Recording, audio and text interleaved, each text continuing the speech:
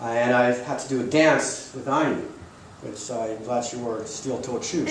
But anyway, I remember the scene there where I was standing there, we were looking at each other, and Anya was letting me know it was my line, and I was letting her know I know it was my line.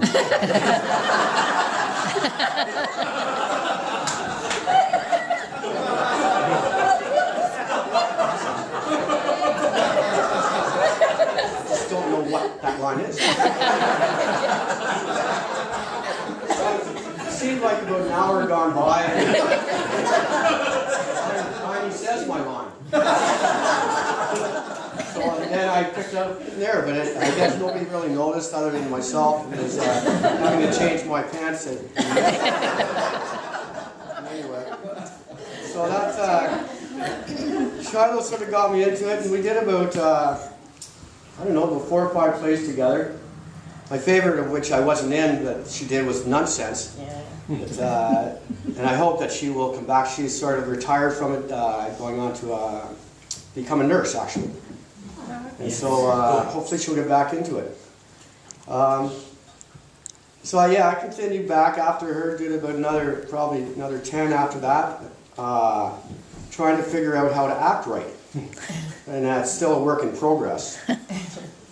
I've done a wide variety of plays, but I guess some of my favorites were The Miracle Worker, which Carol directed, and it was a very educational, very enlightening play. I didn't know the story as well as I thought I did, and it was just amazing to work with these people and these young kids that were just really into the play,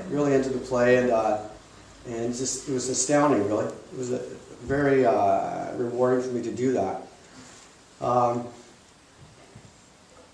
Another one was Beyond a Reasonable Doubt, and it was a very different sort of setting, and that Doug McIntyre really sort of pushed me into places I didn't really feel comfortable going. Out into the audience being one, because the way it was set up was the stage, and the amazing Peter Platinius was the magistrate in this British court. So everyone else was down there, where all the audience was, right? So I was the only one that could walk around, because the guy we were trying was a lawyer. He has to stay in the locked box, so I had to walk around, and there's my mother and my sister, and right dead center is Doug. And so as soon as I come out there, the first thing I see is Doug. So I can't see anything else. So anyway, we'd walk around, I'd walk around. You gotta walk around, you gotta strut. And for me, when I look at the audience, I don't see them. That's part of my secret of not, again, filling my pants. But anyway, I had to ask Doug to move from there after that. He was just a little, caught too much of my focus. But it was very intimidating, and I don't know, I don't know what they call that, lunge theater or whatever, but it was pretty intimidating, because sometimes when you don't remember your lines, you have this little person back in here, right? You say, it's your prompter, I'm telling you what to do. Well, I'm about 3/4 deaf, so if I move there, I move around there, and then the prompter's over here, so he'd have to scream over the audience for me to get my line. So what we'd do was, if I didn't know my line, I would say, "Excuse me, Your Honor, a minute to consult." Down to my assistant, who, just, you know, by chance, I'm sure, had the script there. Thank you, Your Honor. I didn't flub a line. Did not flub a line.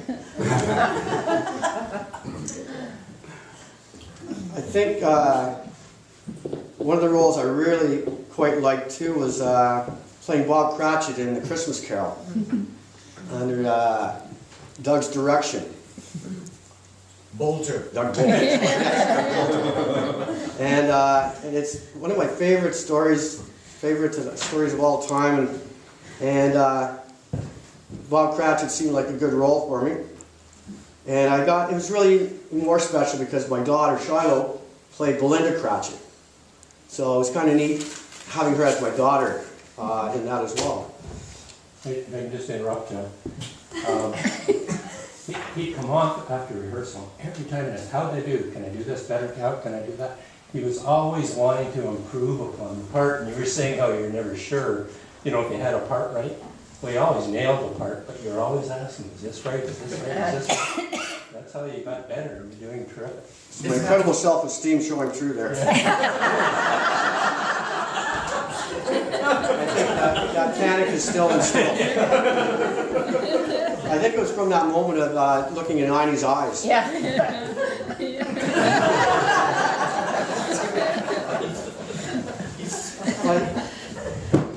I believe through all of these experiences that I've been blessed to get the opportunity to do, I believe I've always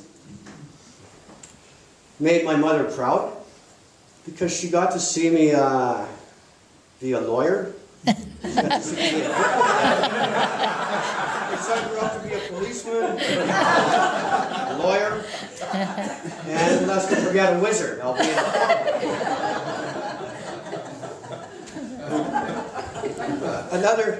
another role that I found to be very interesting and challenging too. I guess I just enjoyed being other people sometimes. I really enjoyed being someone else. But I remember I was walking my dog, as I did Desert Lake a lot, and dog would always hear my scripts, always hear knew all my lines, always picked up, never clapped, but I was walking my dog along there, and my mailman drove by and then stopped and wanted to chat. My mailman was a director, Doug McIntyre. And he stopped and he said, you know, he was very excited. He said, you know, I think I have a role that is just perfect for you. And the play was opening night, and my character was a washed-up actor who had 2 or 3 nervous breakdowns, had a problem with alcohol, and had anger management issues.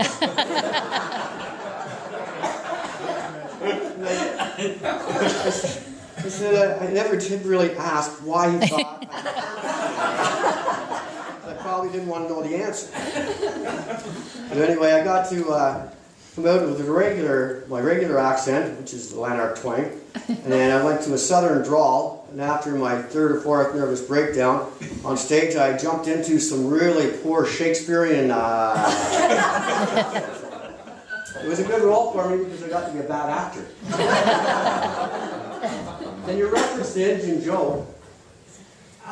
Little Joe led me into consideration for the reprisal of Bonanza.